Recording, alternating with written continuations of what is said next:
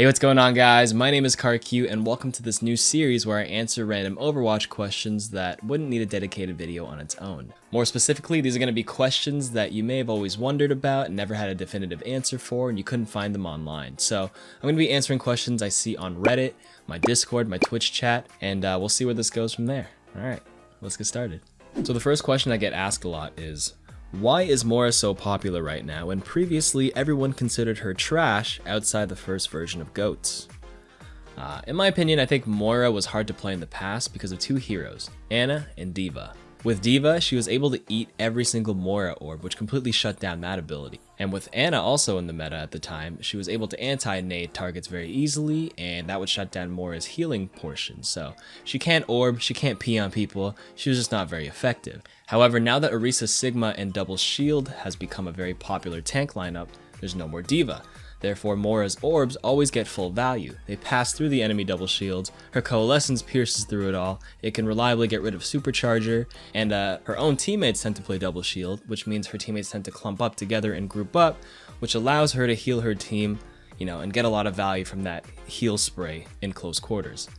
Now regarding Ana, because Double Shield is also run on your own team, the enemy Anas can't find good anti-nade angles because Sigmas can block the nade coming in pretty easily. So with both her counters out of the way, D.Va and Ana out of the picture, Moira has risen up to become a top support pick. She can also survive against Doomfist pretty well, much more reliably than let's say Zen or Ana, but we'll get into Doomfist in another section. Alright, so question number 2, how do you deal with Double Shield? You play your own double shield, you run Symmetra, you run Reaper, you run Doomfist, and you run Bastion on some maps, and you cycle through those 4 DPSs with your own double shield. It's kind of like if you can't beat them, you join them, just like why we had GOATs for so long. You can't beat double shield, so you play your own double shield. That's it. I do think there are some niche strategies with Ryan, Winston, and maybe Hammond on very specific maps, but I haven't had enough games where I've seen it happen, and I don't have enough data to tell you about it, so I'm gonna leave that one out of it. Run your own double shield. Question number 3, how do you deal with Doomfist as Zen? You don't. That's why you play Moira, and that's why you play Lucio. Zen has probably the worst survivability out of all the supports, and every Doomfist player that sees a Zenyatta just they start salivating as soon as they see it. Easy target to assassinate, so stick with the Moira, stick with the Lucio right now, and sometimes the Mercy. Question number 4, what are some sneaky strategies a solo queuer can execute on attack without the cooperation of the team, mostly on 2 CP maps? I'd say flanking, because I think sneaking up at the right place and right time and coming in from an off angle, especially in solo queue where people aren't that coordinated, is very, very powerful. They can't respond in time, they can't peel, and very often you'll get a pick and bring your team to an advantage. However, there's always a right time and right place, right? Not every hero can flank. Flanks are no good even if you get the kill if your team is dying at the expense of you being in that flank position. So for example, if you're like a Ryan player looking for a flank charge, even if you get the kill and you're not there helping your team shield them and they're already dying, you'll probably hear them in the voice comms go like, "What the fuck are you doing? Why are you flanking? I'm avoiding you, I'm reporting you, fuck you, report this guy, thanks." And all that good stuff that you hear in solo queue. So I do think flanking is the most hero and map and comp dependent, but is probably the most effective solo queue strategy if done right. Alright, so let's get into question number 5. KarQ, do you have any tips on how to climb? I'm currently stuck in gold. I watch all your tip videos, but I can't figure out what I'm doing wrong. Alright, so here's the thing. A lot of my content that you've probably seen revolves around the micro game. And what I mean by that, it's like tips, 1v1 specific matchups, hero matchups, little tips to help give you the advantage in most 1v1 scenarios. However, I think the best way to improve as a player, if you're stuck, is to actually look at your macro kind of gameplay. It's the big overarching decisions you make in the game, and that's what determines whether you win or lose a round or give up a checkpoint. One of the easiest ways in order to get better at this is to actually commentate and say your things out loud as if you were a streamer. I'm not saying, think 5 steps ahead. Actually just say what you're gonna do and say what's happening on the battlefield.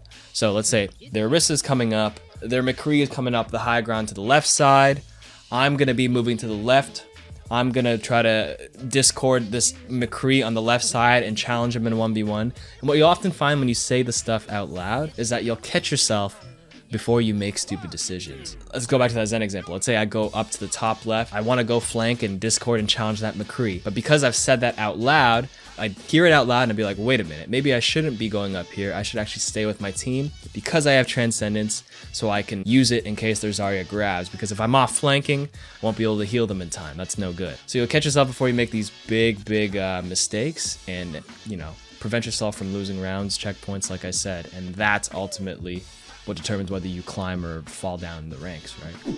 Question number 6, KarQ, how do you prioritize who to heal? I'd say the general rule of thumb is to heal the person that is in immediate danger and is actively fighting. So for example, if you have to choose between an Orisa who has that critical health icon in front of you and that Genji in the distance with the critical health icon, your Orisa's probably behind a shield. She's probably a bit safer compared to that Genji who's up there, you know, about to pull out his Dragon Blade, throwing shurikens in the distance. You want to be prioritizing him. I know it's easy to say right now on camera because that's like a concrete example, and when you're in a real game, it can be a lot more overwhelming to decide who to heal, but I say stick to that general rule of thumb and then work your way to more specific examples once you become more comfortable as a healer. Question number 7, when should you abandon healing someone? When does it become a lost cause to try to heal them because no matter what, they're gonna die? Shout out to all the charge-only Reinhardts, I guess, right? The general answer is that if it's ever going to compromise your position and be a risk at your own life to heal someone, I would say don't go for it at first. So for example, if it's a 6v6 and that Rein is just charging into the back line and you have to like walk up really far forward to keep healing him, what if he ends up dying, you know? Now, if it's a 5v6, it's still salvageable. You might still be able to win a team fight, but if you go up there, he dies, now you're in a bad spot and you die too and it's a 4v6, then it's really bad. At that point, it's like the team fight is almost guaranteed to be a loss. So it's a numbers thing. Weigh your options. Of course, there, you know, are exceptions. For example, if it's a, you know, nanoing Genji in the distance and you want to rush up and try to get some healing on him at the expense of your position and you die, but Genji ends up securing 2 or 3 kills because of your healing, then it's worth it. So stick with that general rule of thumb. Work with the numbers first. Probably don't compromise your position until, again, you get more comfortable understanding what's valuable and what's worth going for. And yeah. Alright, so question number 8 is, how do you assess or reflect in your own gameplay? There's hero tips which are useful, but I think a lot of people play without having a good idea of how they should get better, but are still surprised when they've been stuck in the same spot for a year. I think a lot of people, when they review their own gameplay, they look at only surface level things. So for example, let's say you're a gold McCree player and you review your own McCree play. A lot of times what I see people do is that they'll watch and be like, okay, yeah, I missed my shot there. I should have killed this person there. That was the mistake. I feel like mechanical things like that, hitting more shots will come with time naturally, but the better way to improve and assess and reflect in that gameplay is to actually like explore more options. Ask yourself questions. That was the situation, and then like branch out into 5 different scenarios. So in that case, you missed your shot.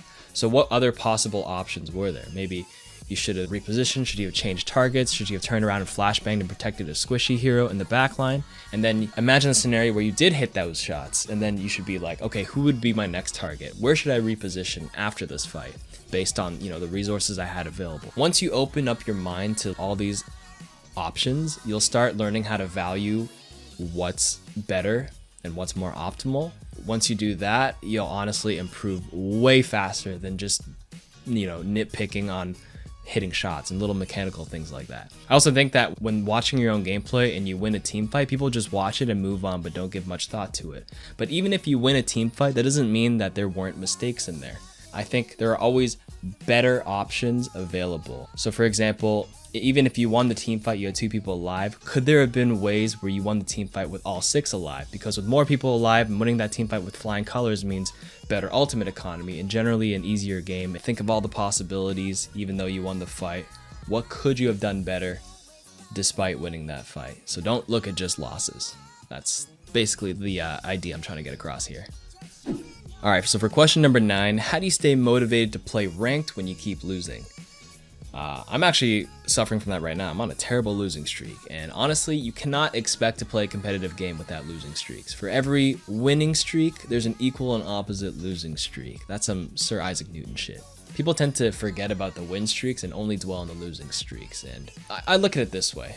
You can't really be tilted at playing Overwatch. There are so many other things in life that you should be stressed about. Worry about school, taxes, work, and like pimples or something, not Overwatch.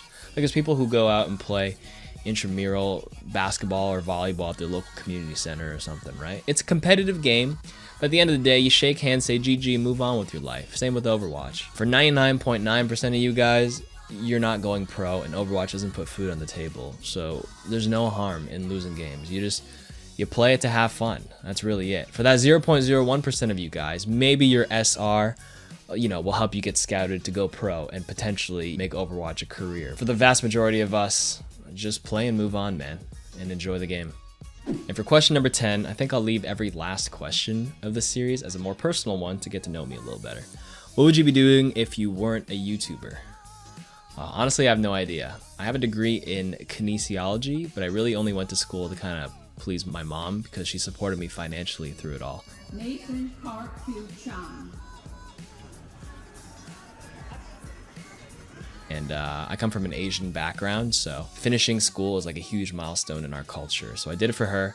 But at the end of the day, after I graduated, I was just working a couple of part-time jobs, and I went back to school for business because I thought I'd be a little bit better. And Overwatch came out, and here I am 3 years later. Yeah, gosh, has it actually been 3 years? It really has been. And I'm so grateful to be able to do this full time, and I have you guys to thank for continuing to watch and support my content. And that's it for this episode. Thank you all for watching. Please leave your comments, suggestions, and questions for the next episode in the comments section below. Be sure to follow me on Twitch, Twitter, Instagram, Discord.